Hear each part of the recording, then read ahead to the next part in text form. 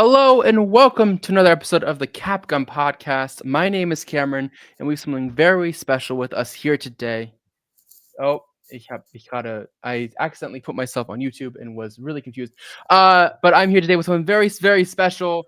Ilona, why don't you introduce yourself?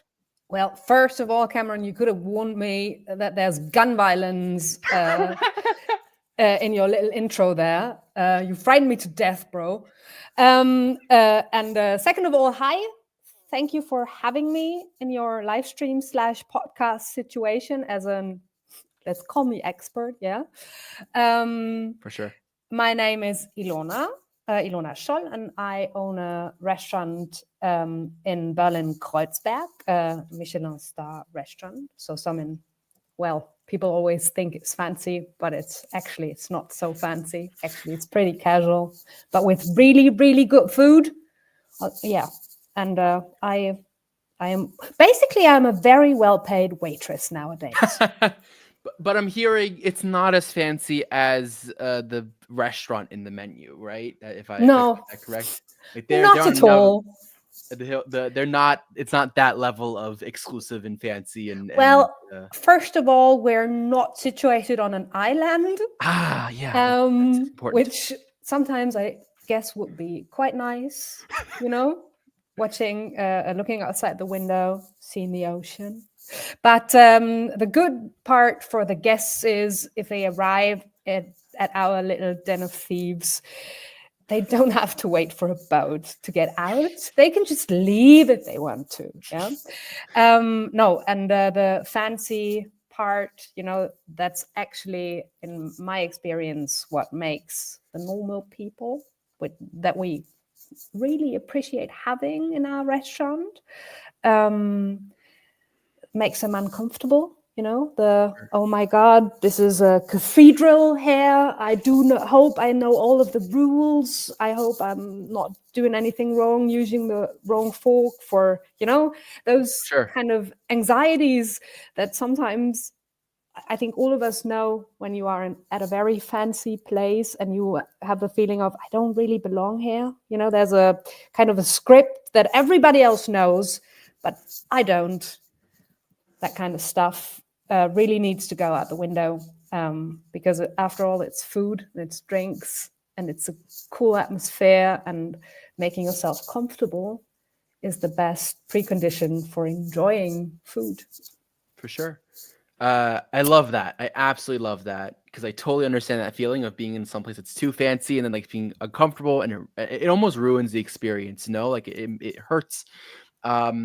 So I appreciate it. I mean, I got only the highest praises for you as far as you're a friend of Seb's. Yeah, way to put up raise the bar, because now I feel the pressure. I don't know about you. But yeah, as everyone knows, Seb is a trained cook himself, and he sadly couldn't come here today because his job has an audit basically happening today and last minute. And he said, I need to have someone fill in that actually knows what the heck they're talking about. And Ilona, absolutely rock star person, does her own podcast, knows how to talk, and understands the restaurant industry more than most people that I know. And so with those high praises, I'm so excited to have you on to talk about this. I've personally been very excited about this episode for a long time because I love this film. I'm really excited about the menu. I want to know, because we were talking about this before, what is your, you were also very excited to watch this movie. And I'd love to know your first impressions, even before watching this film, looking from the outside in, what you were kind of expecting, and did those expectations get met? Or so I watched the trailer, and what I really liked about it was it was a high intensity thing, the stress of cooking, the pressure, and the attention to detail is something that the trailer, the way it was, do you say photographed, filmed? You could see that, and a certain darkness also was implicit, which I kind of like, but that's just me and my personal taste in movies.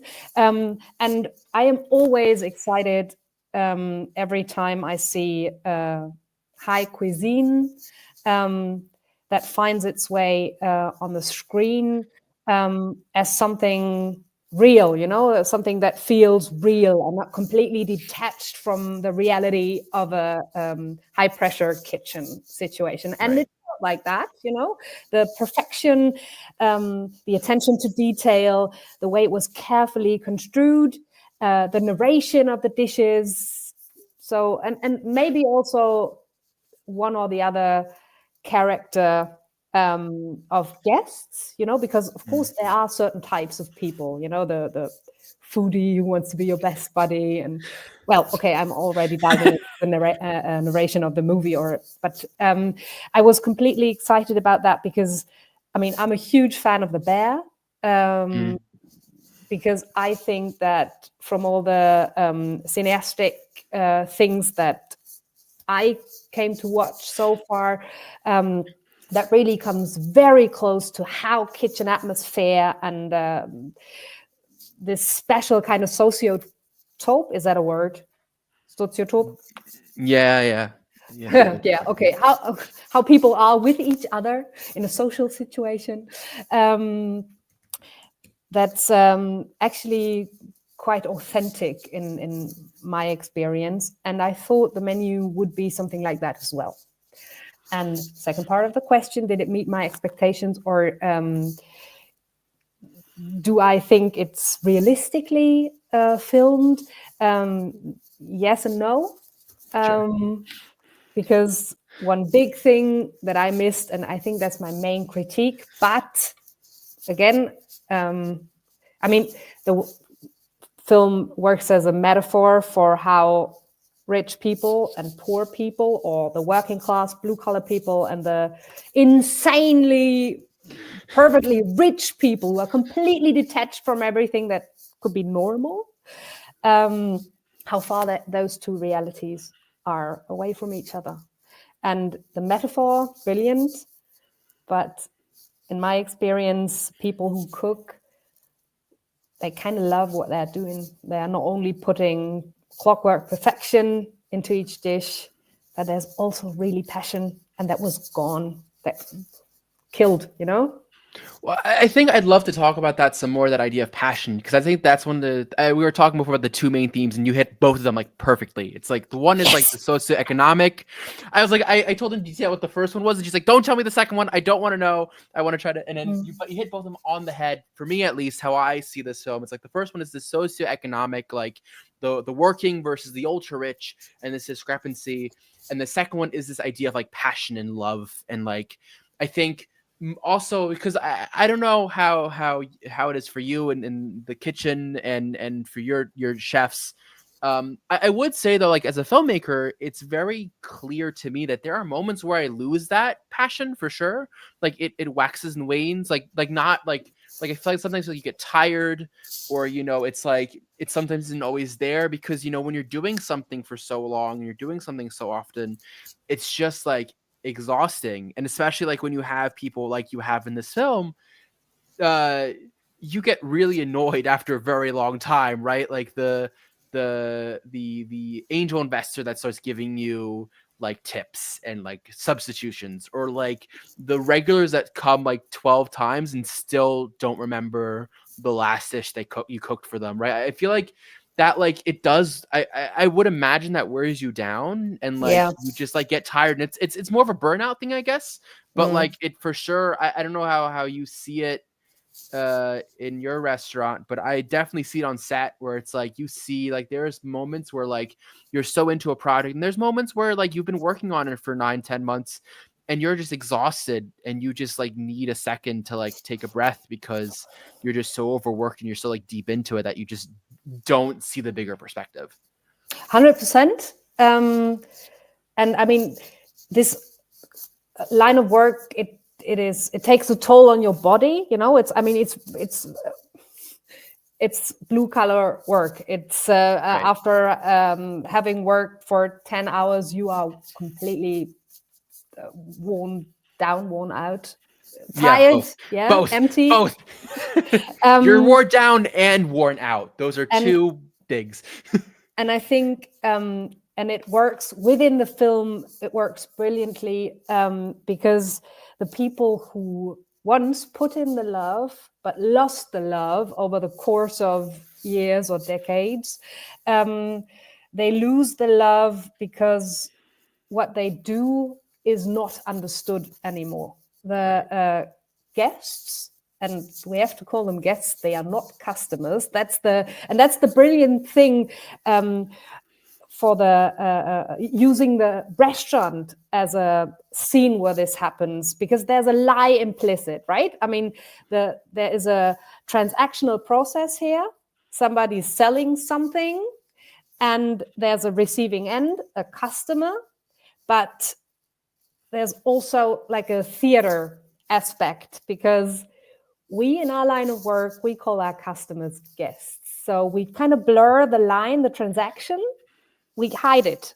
And we are best when we give our guests the feeling that they are really very close to us. They are not just dollar bills. Right. They are really our guests. We open our home to them, and we treat them with a closeness, with an intimacy. We give them the spotlight. They are the most important person in the room.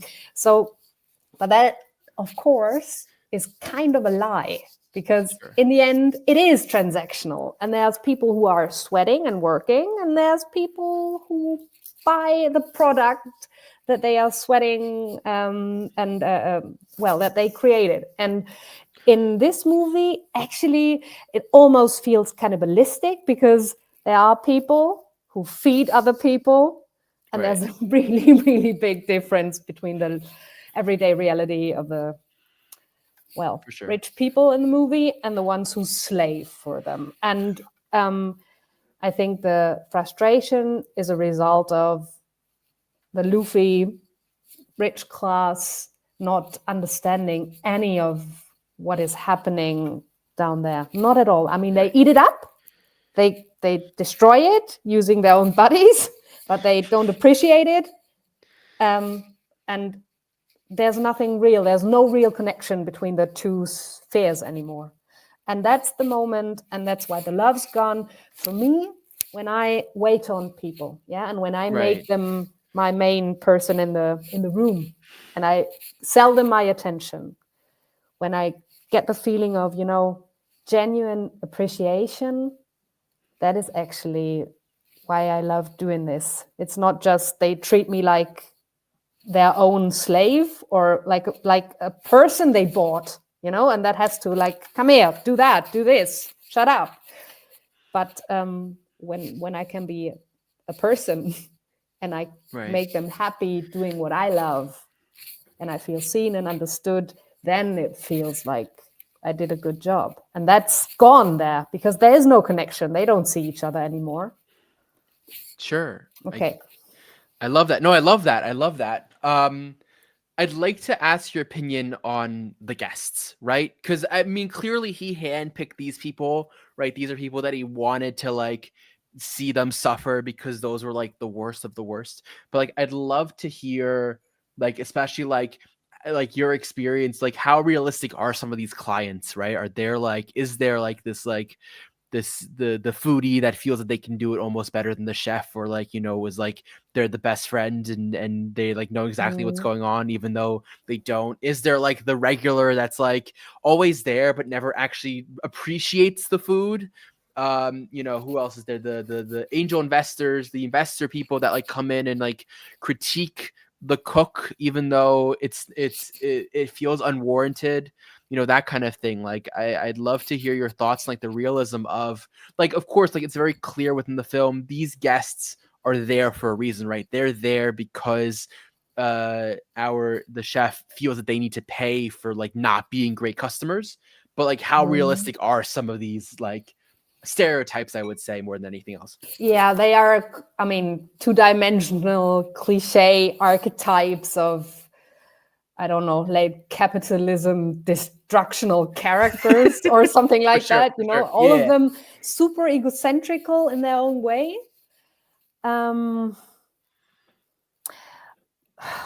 Thing is,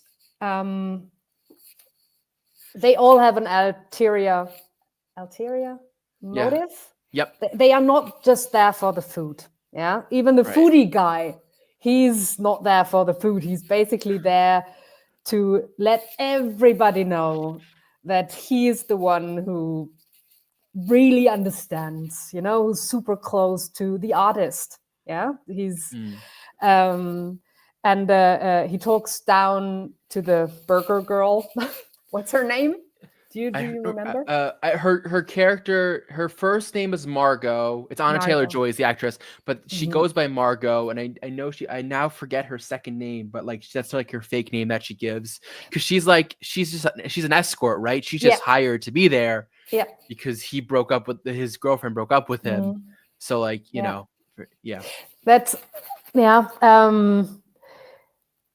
that's actually kind of funny, because there is a certain I'm saying it. So there is a certain closeness between like escort business or prostitution and the restaurant business. They are both called the oldest trade there is. They are kind of fighting about who really was first, and of course our restaurant, as well as a lot of other fancy places, we also sometimes do have like high class escort girls, and kind of know them, or you know of them, or so it's like this. Okay, I know what you're doing, and you know what I'm doing. So and I did have the occasional we're doing the same thing kind of with we are both selling or faking, in some way, attention, or that we like the other person, because that's kind of the illusion. And sometimes, and I have to say, and I think that's part of our very casual concept, our guest room looks completely different than that situation. Right. I have a lot of guests that I honestly, genuinely like. I mean, really, like I would drink a beer with you kind of way. Cool. And I have not a lot of those high roller, money doesn't mean anything to me anymore. I can buy your whole life and I'll show it. People that are just, throwing around money as a way to that it might reflect how important they are in the world. So that's not a situation that I'm confronted with a lot. But there are those places, the ones with a golden, with a gold on the walls, and everything basically says status in those places, and that's why they are frequented. And it would be absolutely horrific for me to work in a place like that, because actually I kind of like working with people, or for people I like. For sure. Yeah. Sorry, I kind of lost track of thought here. Yeah. You're okay. You're okay. The escort thing. But what I actually wanted to say is, because that's what your question was, the cliches. Are there people that are like that? And there are certain characteristics, certain motives, other than I go out to eat, to get sated, to get nourished, because nobody goes to a Michelin star restaurant to like get nourished.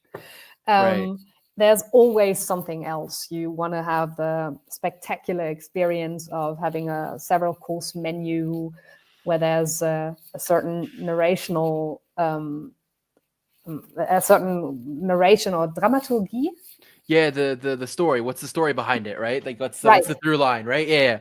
And there's ups and downs, and moments of irritation, and moments that slow you down, and moments that kind of shock you. Those little things. Yeah. So it's kind of excitement that you want, but also sometimes you might be on a date and you might want to impress the other person, and you might want to let her know, I know those people, I'm a regular. I go there and I get the best table.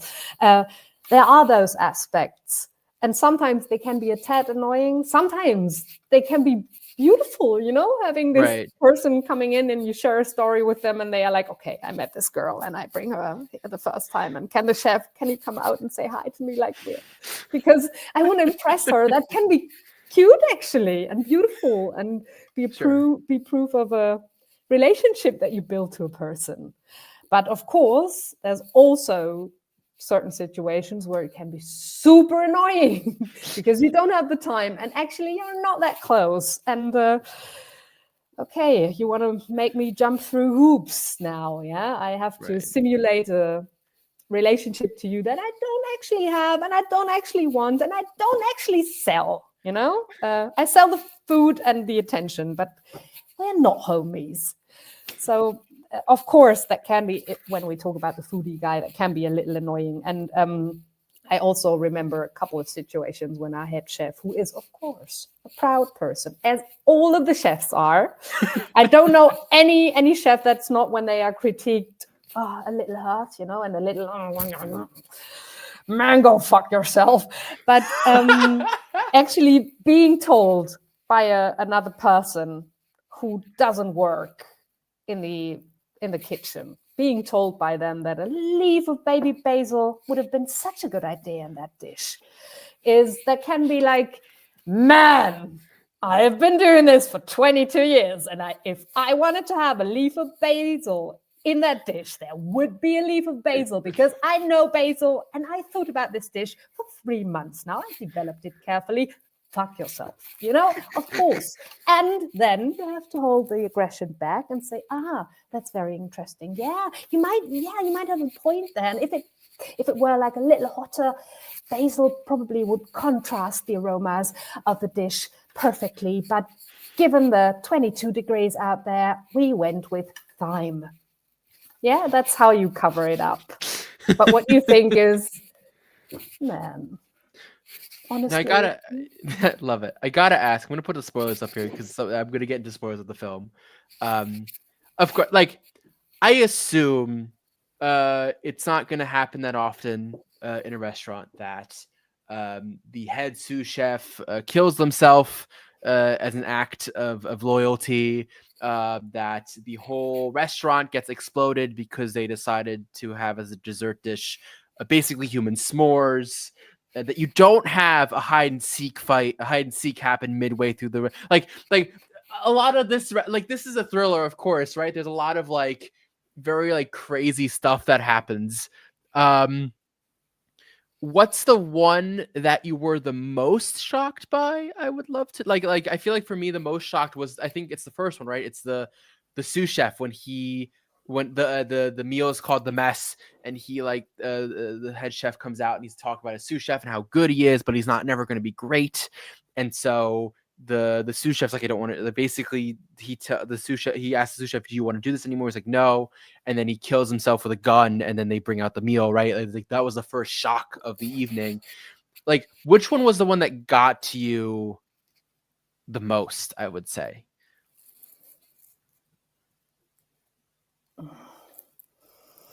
I'm not sure if I can answer that question because, I mean, the thing is, all of those escalations, they are actually quite carefully and well thought out. And this personal martyr guilt trip of a person in a kitchen team who is so disappointed with themselves because they didn't fulfill the expectations that their guru head chef had. This kind of, I forgot the word for the Japanese kamikaze suicide thing. It's not kamikaze. It's seppuku or something like. It's seppuku, yes, I think, right? It. If you disappointed your master, that I have seen this in chefs that actually hurt them a lot, not up to a point where they decided to off themselves, but setting serious guilt trip kind of self-hatred thing. So that's that didn't shock me because it's like an exaggeration of a feeling that I really, really know. Right. And I've seen people have, and that's definitely way too much. There's sometimes, because being a chef actually is something that often has to do with over-identification with what you do. Right. Sometimes when we critique our people, we dial it down a couple of notches because we know what they do to themselves when we phrase it too intensely is way worse than what we, could do to their egos. So it's like Right. dialing it down, critiquing it very quietly because they hear it better than you actually want them to hear it. So, but that's, I was impressed by that scene because that's actually something that spoke to me a lot. And then I guess there's the one other that gets me too is I think it's the dish after that where he goes into this story about the household, how it was at home. Yeah. Right. And he talks about his home life and how his mother's drunk and his dad was always drunk, and how he basically I think it's knocked his dad unconscious by basically no he the father kind of suffocated the mom by using the telephone, right, the wire in the telephone, and then he stabs his dad, and then you just see like that's what gets brought in, right? It's like it's super crass, and like I don't know, I don't know how it works in your kitchen if your head chef comes out at every round and like talks about like what the inspiration was. No. I don't feel like that's normal, right? Like, but like it just feels like so, because like it seems to be that's the part of the course for that restaurant, but it just seems so like too personal. Like there's a point like in an art form, I feel at least, you put your art on your sleeve and you kind of are telling some sort of emotion, but there's a level of like there's a barrier where it stops, and I feel like I don't know. Yeah, but he has to get that personal. Right. Well, you know that, but he has to get that personal because he is not hurt anymore with the nice and cutesy stuff that he did before. He has to like hurt people, and he has been hurt up to and ignored. He has been ignored by the people that he tried to talk to through his dishes. And this is the moment where he confronts them with his personal biography. Also, not a secret that a lot of people who work in gastronomy, they do have a past, because if they didn't, they probably would have become doctors. But they are kind of underachievers, but high-performing underachievers in a military-like environment, because that's where they function, with a lot of pressure, with rules and a lot of structure. So you kind of make them run really, really fast, and they run really fast. But he, he's a broken person, and what he tried to achieve didn't work because he did it for ignorant people who didn't know how to hold him and catch him, and who frankly were not even interested in anything personal. They don't understand anything he wants to say. He tries to I get it. He's trying to, he tries to get them through that story. He tries to get them by threatening them, right? With those tortillas that he comes in with, like showing them like things that like it's just like I love this analogy when he goes up to Margaret and says, "Look, you have to be with us or you're with them. You're dying either way." But like the idea of like the socioeconomic, like, you fight with your own people versus being like an imposter, I find so like interesting. And yet she gets him to let her go, right? And I think that's like the like, because I think she because after she understood that he just wants someone to understand him and someone to appreciate the meal for being like the life's work, I think he understands that she doesn't deserve to be part of this crew and part of this group. Well, and he wants to be seen, right? I mean, and she kind of does. She also sees the other assholes, but yeah. Sorry, I interrupted you there. You're good. No, I love it. Has there ever been a moment where a foodie has cooked for you guys? Yeah. Yeah? Mhm. You've had a foodie come into the kitchen and like cook? Mhm. Were they at least good at Yes. cooking? And this is, I mean, of course, that wasn't a person we didn't want in our kitchen. Yeah. Right. The thing about foodies is actually it's wonderful that they are there, because what we do for a living, it kind of is their passion too. It's like, I'm a really big rap fan, and I can't do it myself, but sometimes if I Sure. see a skillful person, doing their thing, and I'm like, whoa, I'm in awe and reverence, and Right. of course, I know I don't want to annoy anybody, but there are like one or two people that I approached and I told them, man,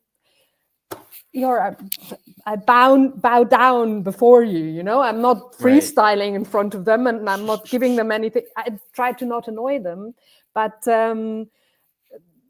dealing with fans is part of the deal, and sometimes can be stroking your ego too. So having a foodie in the house, or having people who are super enthusiastic about cooking and to see it as an art form, and who kind of share your passion but not your skill, is actually can be a wonderful thing, and most of the time is, because they are truly grateful and amazed by what you do, and it moves them.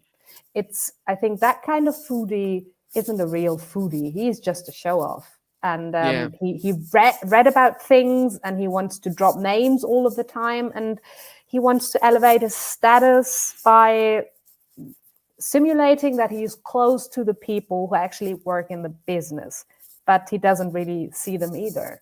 He just wants to be seen himself, and he's using them to have the spotlight finding him. And that sucks. And people like that, they exist, but they are not going to hit our stove. Fair enough. I love that. That's fair, because I think, as any art form, there can be people that appreciate it, but like there are people that are just like not, they appreciate it for the wrong like they don't really appreciate it. They say they appreciate it, but they're just there to like feel like that they're superior, even though they're they're the people, they're there and on the sidelines, just like kind of talking about themselves more than anything else, and basically proving their knowledge to prove their knowledge, not because they love something. That's it. And it's like using my blood, sweat, and tears as your Rolex. Right. Not going to happen. That's not allowed. It's not. Right. You can love it, but you're not allowed to accessorize with what's my life. Yeah, because it's your life. Yeah. Like, it's and I'm part a real of who you are. person. Yeah. And that's the thing. I think that's the core of. They are not real persons anymore. They are little functioning little robots that have to like, come on, the Right. queen's in the mood, so dance for me, puppet. You had said, I'd like to bring. There was something that you had said before before we started going live, that you were like, there was something that you had to like talk about as part of the kitchen, like the way that it is. It's so realistic, but there was something that really like ticked you off, or really annoyed you, and I really wanted to hear what that point was. I already told you. It's basically what's that song? Where is the love? Gotcha. Yeah. Okay. It was completely wrong. The melody is completely different. It's okay. But, that song. Yeah. That made me borderline aggressive all of the time, because that the love isn't in there anymore kind of dehumanizes them for me as well. And I want to bond with them. I want to identify with them, but they are. This is like 5 minutes before the Sturm auf die Bastille. Yeah, the attack on the main attack kind of thing. Yeah, the main advance kind of thing. King is going to hit the guillotine any second now. Yeah. And that's basically what happens in the end. Yeah, everybody's set on fire. It's pure destruction. Right. Everything needs to be annihilated because it went so terribly wrong that we can't rescue anybody except the hooker. Yeah. prostitutes survive, but everybody else deserves to die. Yeah. Yeah, There's an interesting scene at the beginning of the film, though, where they go through the quarters of the cooks, of the everyone else except the head chef. And then one of the the finance guys goes, "Don't you guys ever feel burnt out?" And I feel that's a very interesting, when thinking about it now, it's like a very interesting foreshadowing of yeah, all of these people are burnt out. That's why, and they don't get the love and the appreciation. And I think it's a mixture of that, right? It's a mixture of the burnout plus the lack of a recognition. I feel like that's what brought them to this point of just being we're just going to take a blowtorch and burn it down, quite literally. Yeah. That's actually a scene where I really had to laugh, because it was, for me, that scene was like asking a woman giving birth, does it hurt? It's like, yeah, of course we are sometimes burnt out, but that's not all we are. That's right. Sometimes I get asked in interviews if that doesn't, is it anstrengend? Does it take a toll? Is it are you tired sometimes? And I'm like, yeah, I know of that feeling. I've read about it. Yeah, of course. But that's part of the deal, Right. We don't have to talk about it. But yeah, it seems though that you guys love what you do. You love what you're doing, and I love that. So yeah, go ahead. The thing is that if the love is not there anymore, and I think that's why it pissed me off. If the love is not there anymore, why be perfect? Then it is just it's empty. The whole striving to towards perfection is empty. And for me, in my little head, that doesn't work anymore, because the fuel is gone. Why should you do it? And in the metaphor, you do it because you have to.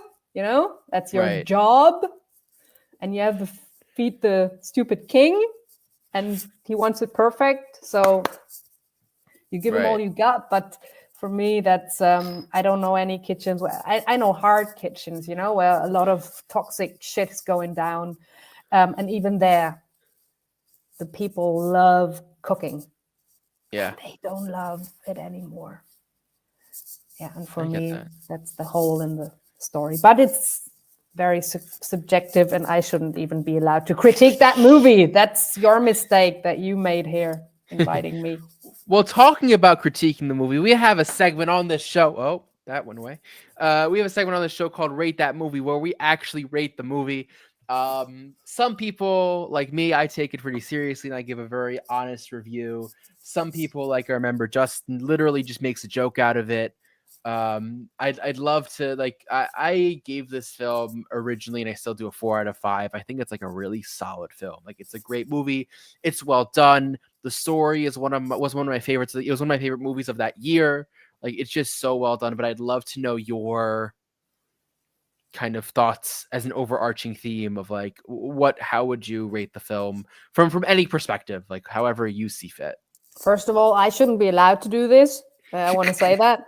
Why not? Because I watch it way too subjectively, And I don't know if I agree with that, though. I think we all come in with our biases of every film, no matter if it's subjective or not. There are films that I come with some, even if it's subjective, I'm exhausted and this is the third film that I've seen today because I'm at a film festival. That's just how reviewing a film works, and so no, I'd love, I think it's super valuable to have your opinion, and super valuable for you to give your critique, or for you to give your rating of the movie, no matter how you give it. But do you know those annoying people who critique little details that are factually incorrect? Sure. It's just not important for the plot because the metaphor works, and it's okay, I don't know. I watched a wine movie with a sommelier the other day, and there was a teeny tiny detail that wasn't right, and he was like, but the grape, it's pronounced, and I was like, just shut the fuck up. And I feel like I'm watching the movie and I'm doing that all the time, So, but I'd say, and my reason for it is, I'd say 3 out of 5. And my reason for the 3 and not 4 is that there's a certain point in the movie where you kind of already know what's happening. With everything is going to go up in flames, and I don't know. It was a bit foreseeable, which maybe is also okay given the metaphoric character of the movie. But yeah, took a little bit of a suspense out for me. For sure. I love that. Hey, I love that. Love the honesty and love the perspective. That's what we're here for. You're not good at positive reinforcement, mate. I try to be. I try to be the good. You know, we're doom and gloom world. We're here to make movies. They're to entertain, right? We're supposed to give interesting messages, but we're here to entertain. That's my opinion of why I make films. And so, you know, everyone, I love the difference of opinion and difference of thought is super important for what we do. And that's why I love this podcast and we get to talk with a bunch of cool people. So originally everyone, our main cast was supposed to be here. As some of you may know, one of our other colleagues, Anthony, was in Germany a couple months back, or not even a couple months. It was a month and a half ago. And what we did was we filmed a small segment for basically because Thanksgiving in the U.S. is coming on Thursday. I know we were talking about this before the show. Like Thanksgiving is coming on Thursday. A bunch of us in the show are from the U.S. and it's an important holiday for us. Not as much, at least not for me, for the historical aspect of it, but more because just what it means about bringing a family together. And like, it's one of those, like, it's similar to like the Christmas dinners, like the Easter, like dinners, like that kind of stuff. So what we're going to do right now is we have a short little, like 10-minute clip, about, kind of what our experiences are with that. Seb talks about how his experiences with Thanksgiving since me moving to Germany. I'd love to know, how good is Seb's cooking in this? How good does it look? And I need you to critique it as hard as you can. It's gonna suck. I can tell you that right 100%. Away. So I'm gonna play this, and we hope you guys enjoy. Yeah, let's give it a chance.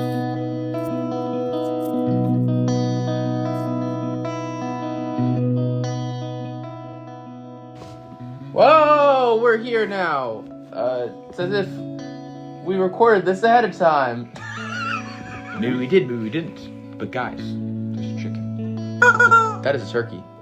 Oh, that is turkey. Because it's Thanksgiving, as you guys know. We just watched the menu. We just reviewed the menu. And now, we're eating Seb's menu. Seb, tell us what amazing food you cooked for us today for this small little conversation. Yes, I thought we'd have a little Thanksgiving dinner virtually with you guys, so I made some braised beef cheeks in a dark beer sauce, and originally we were supposed to have potato gratin, but things don't go along as planned because like it's a holiday, so sometimes things are weird, so we're having potato noodles now. And sorry, Justin, we'll save you some for a bit. I know you're late. It's okay. If you ever come in closer to where I am based at, I'll cook for you. But yeah, I would say, guys, let's dig in, right? Yes, please. I'm just way past the hour, and I just want to eat it. I'm intrigued by myself, because, like, yeah. Oh, it's just so tender. It just falls off. Did good. Whoa. I mean, Seb is an amazing cook. Ever since I moved to Germany, we it works. We did a Friendsgiving every single year, and he's been a part of them. And he always cooks the best food. I don't know if you know the guy on social media. His name is his name is Liam Carpenter, and he's a Brit in Germany, and he really plays with German stuff. And basically, whenever he eats something, it's like, because Germans be like, it's edible, and he's always like, yeah, it's edible, and I have to say it, it's edible. Jeez, you about to say something, Anthony? I need a minute. I'm dying. I just would like to point out, for those of you that think that we don't act like this just on the podcast because we're all in like different areas, this is incorrect. We in fact always talk like that. Yeah. This is pretty raw and real, and I'm gone right now. Seb, like, so those who don't know, I've visited Cameron, Seb, and Leo here in Germany about, it's been a week now, right? Yeah. Close to a week. And the food here is fantastic, but like, this dish that Seb just prepared, easily could be just as good as the ones we've had at restaurants. Even better. And I mean, you've been to Oktoberfest and had Bavarian food at Oktoberfest. So. Yes. I've had a lot of different cuisines, a lot of different areas. Cuisines? Yeah, that's the right word, right? Cuisines. Cuisines. Thank you. Cuisines. And oh man, I mean, what? So if I was a millionaire, what's in this sauce? So basically, I mean, for Or one. the marinade, I guess, right? It's Yeah. marinade? No. Well, basically, the thing how it's made, you have the raw beef cheeks, which attack even black Angus beef cheeks, which I don't know if that makes it better, but yeah. And you take those, and then you basically put a sear on them in a pan, and in that same pan, then you basically roast some cut up carrots, celery root, leeks, and onions, and then put some tomato puree on there to basically get some more char in there and some roasted sugars, and then you put all that stuff. You put some dark beer in there, like German black beer, and then you cook that off, and then you put the beef cheeks and all that stuff into a giant pan, casserole, whatever. Cover that with a lid, and then put it into the oven for like 3.5 hours. And normally the process would then be you let that cool off, let it coagulate, so because like it jellifies from all the collagen in the beef, and then you take out the beef, and then you cook up the rest again, let it reduce, put more beer in it, spices, adjust the taste with sugar, salt, pepper, whatever, and then you have the sauce, and then you have the beef cheeks, and you cut the beef cheeks in small chunks, prepare it with the sauce. But as I only brought the beef cheeks and had to make the sauce myself, in this case it's a bit of vegetable broth, dark beer, mustard, Hungarian paprika powder, and so like yeah, it's kind of more like goulashy dark beer sauce, like a beer goulash, but still very tasty. Very tasty. Which actually fits more to the noodles. Yeah. Now. It's very true. I gotta ask, this is our Thanksgiving episode. Like, when I think back up to like childhood, like Thanksgivings, we used to always do them at my place. Same. We like all the rest of the holidays we'd go to other family members, but like Thanksgiving was like our holiday. I don't know, was that the same for you or? when I was younger, technically no. Thanksgiving's not. I usually go to my aunt's place back in Lincroft, on my dad's side, or my other aunt's place on my mom's side. My mom's brother is my uncle. But we always used to host like Christmas and the other holidays. So Thanksgiving was one holiday that we go to. But we used to bake a lot for Thanksgiving and then bring that to whoever's house we're going to. And Seb, I forget which was the first time we did Thanksgiving. I think the first time was either 2019 or 2020. Did you come to the 2019 one at the student housing? I'm not sure. It was one of those because could we do one 2020 at the student housing? Just like I don't know. Beliefs? I don't know. I don't know which one was the first one. I know 21 was the first time we did it at my apartment. That one was huge. Yeah, we had and I think we did 25 people. You had 25 people here. No, not in this apartment. No, the other one. Old place. But I It was think- like 3 of these tables. Like these are 2 tables right now. 3 of these along a row, and like everyone on all sides. My parents came. My girlfriend's father came. Like, Wow. It was a big ordeal. And some of the kitchen was smaller. But I'm certain we did the stuff at base camp twice. Because Yes. I know once I did Wellington, the other time I did the country fried steak. Correct. And the spare ribs. No, I thought the country fair stuff we did for my birthday. Might also be But I know we did it twice because I remember a friend of one of the other RAs did the planning for that for the first time I was there, and then I was an RA by the time it went back around, and I traded the second one. But yeah, I think that was like the first time we celebrated that together, and then at your place and everything. So yeah. And then so far, yeah, we've done it here. You know, the whole 9 yards, stuffing. I'll have to come to one of these. Well, Sweet potato casserole. we did sweet potato casserole, yeah. Sweet potato and casserole, wow. No, sweet potato casserole. The sweet sweet potato potato casserole, mashed really? with marshmallows on top. Yeah. That sounds great. I did a green bean casserole a couple of times. See, I'm not a hot take. I'm not a big green bean casserole fan. I don't know why. Just put enough cheese on it. What is your guys' favorite Thanksgiving Cameron, dish? since Thanksgiving is about China, you want some more meat?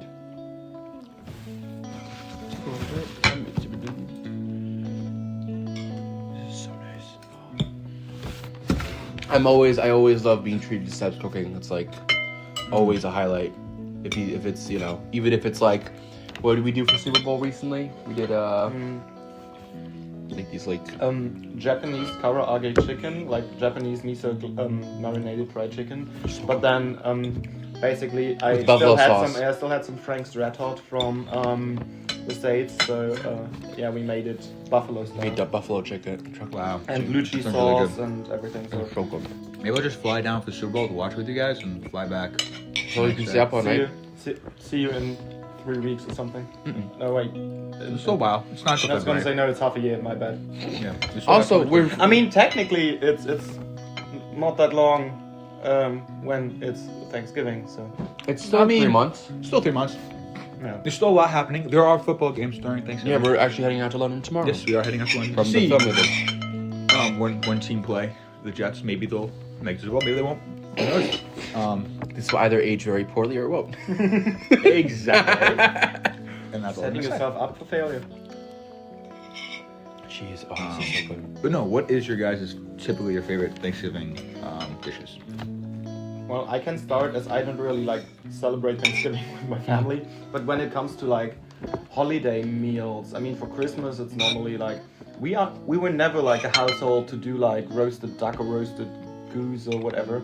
So I think for me it would be like I don't know like pork fillet like wrapped like pork loin wrapped in like bacon or something and then filled with like dried fruits something like that Okay. or just like I don't know some other kind of like roast or yeah, biggest stews or something and then with like vegetables and different kinds of potatoes. Like my mom really likes there's like purple sweet potatoes that you then basically you cook them in like cubes and then you make a glaze out of honey and butter and then you glaze them so they basically are like sweet potatoes but like even have like a crunchy caramel like coating on them and that's like with like a dark hearty sauce and then like some cut meats and then that's just tasty. Jeez, for me, what was it for me? I don't even know. I was never a big turkey guy. Not Okay. really. I thought it was always dry. I always felt turkey was dry. It is dry. It makes you sleepy too. Yeah. So I think it was always my mom always made a glazed ham.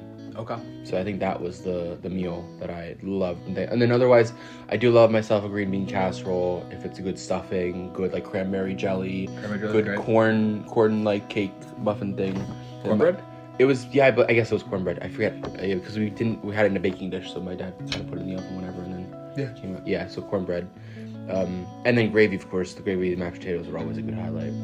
Sure, are good highlights. We always got the sauce from Germany and brought it over. So like those like cubes. Yeah.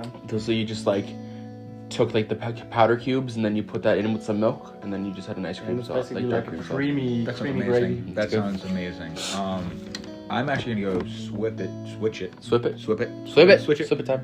I'm a big fan of the desserts for Thanksgiving. Like I love the apple pie. Fair enough. The pumpkin pie. Turkey down. Back up, big boy. Food wise, a big bro stealing my thunder. I think it's food coma. It is a food coma. Definitely a big mashed potatoes fan. Like especially like with cheese and chives, and then like a nice little breading on top. Yeah, I also think like a good mashed potato goes a long way. Like, I mean, a quarter of it has to be butter, Yeah. but like it goes a long way. Then like yeah, fresh cut chives, it's just tasty. Yeah, Yeah. it goes with everything. It does. And I'm not an onion guy too, so. And also like I would say the last 2 years or 3 years when we did Thanksgiving, we always had a pumpkin pie. I did some and other people did some as well. So like yeah, it's just I love pumpkin pie. It's good. Nice.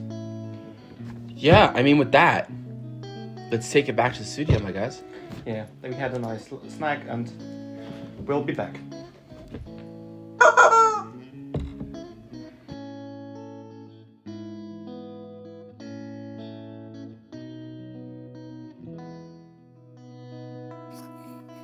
Yay! So that little fun thing that we did, I have the turkey right here. Yeah. Yeah. So I have to ask you because while we were watching this again, I haven't I'll be honest. Anthony, who edits most of our stuff, sent this to me 2 days ago. I was like, "Oh, don't forget to put this in the podcast." I'm like, "Oh, right. There's a whole video thing that we prepared. I want to Mhm. know, like, for Christmas time or like for the holiday season, like, what's the one meal that you kind of like always go to that's like, this is the meal that I always need to have? Thing is, I come from the south of Germany, and in Okay. my household, it was actually quite unspectacular because I think there's two main things that you do in Germany on Christmas Eve. Either you do the sausage and potato salad thing, or you do the goose or duck pot roast and the potatoes and the cabbage and the whole the Right. big thing. And my household was more on the scarce side. We did Sure. but I always watched the Christmas movies where you had those and since I specialized in food, I always insist that somebody's going to do the whole big shenanigan thing for me. So our Christmas is completely overload of food, too much for everybody, and it can't be luxurious enough. Actually, What's the food that you always go to first when you grab? Okay. I think actually it's really potato gratin with sauce. Okay. I always take all of the stuff. I have a big plate and there's truffle on it too, which doesn't traditionally belong there. But I mean, I do have a really fancy restaurant, so Sure, of the course. truffle thing. Use which it. is- Take yeah. advantage of it. Yeah, 100%. Yes. So it's a moment of exaggeration, and I enjoy it a lot. But actually, what I really love, and it's a bit infantile, but yeah, for me, the potatoes with the sauce thing, Sure. it takes the cake. Fair enough. And then I'm assuming you guys must do a Christmas menu, a special Christmas menu every year, or no? You guys don't. You just do regular menu, or Yeah, what's I mean, the- of course, there are a couple of Christmassy elements in Sure. there, but now we do our menu, and Okay. our head chef, he puts in whatever he likes, and when he feels Christmassy, then there are going to be the occasional quotes or the little things that point towards Christmas, but Right. he's not doing the whole, this is a Christmas menu and you are Gotcha. going to get the speculacious dessert, and we are definitely having goose in the main course. He's not doing that. No. Nah. Okay. Is there something though? I don't know if you guys are developing the menu for. I don't know how often you guys change menus. How often it is, if it is very often or not really. But if you guys are changing it in the future, like, is there something like wintry that you're excited about that's on your menu? Yeah, definitely. I mean, seasons do play a big role. Sure. There are not going to be fresh raspberries in our winter menu. So Right. there are, of course, root vegetables, and in general, it's warmer, it's darker, it's more intense. There's going to be stag or venison, things like that. And of course, the whole truffle thing, the intense sauces, the things that basically jump into your face. They are not subtle anymore. It's really intense. sure. And that's more of a style thing. And of course, the ingredients is like mushrooms, and maybe the occasional potato finds its way on the menu.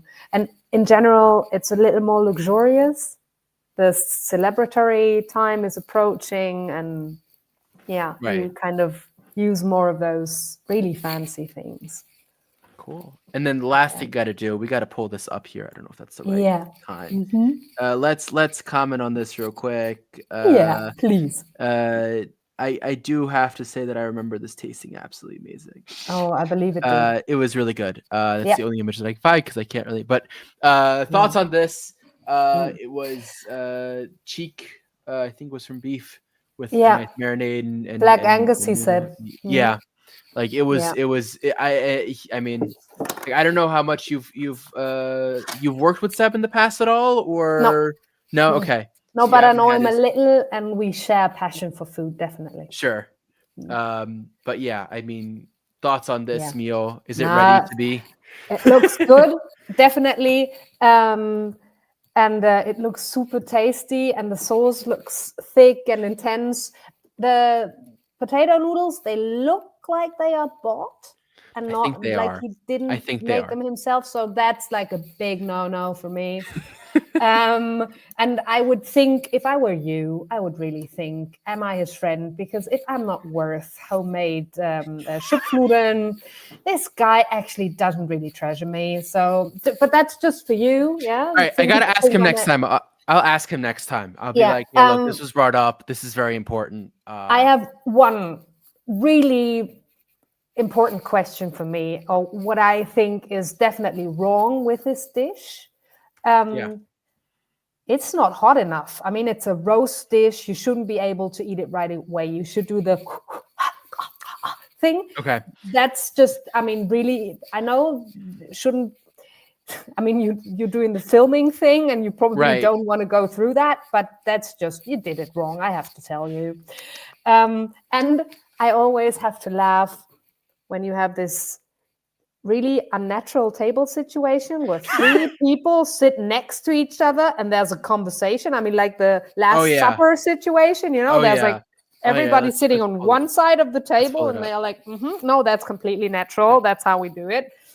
But yeah, also. Yeah, it that's was. a- Yeah, it was a time. It was a shot in our very cineastic small thing. apartment. Mhm. It was in a very small apartment, and we had 2 cameras, and so I wanted to be able to do that. But yes, it was very annoying to talk like this.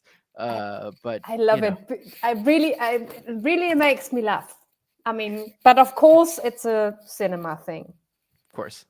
Yeah. But yeah. But that's our show, our episode for today. You know, I don't know if you want to plug the restaurant or anything else. I know you have a podcast. If you want to kind of bring that into here, like just give where people can find you. I guess I think that would be Okay, well, if you're interested in food and are not poor, because it's fucking expensive, I have to tell you that. It really is, man. It really is. Then come eat at our restaurant.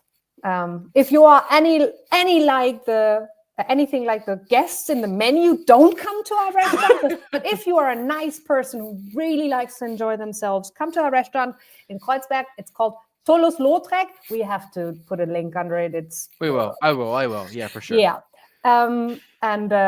No, that's it. Perfect. Thank All you right. for having me. Yeah, thank you for coming on. Guys, thank you so much for watching. Hope you had a good time. And we'll see you in 2 weeks with our next episode. All right, guys. Bye.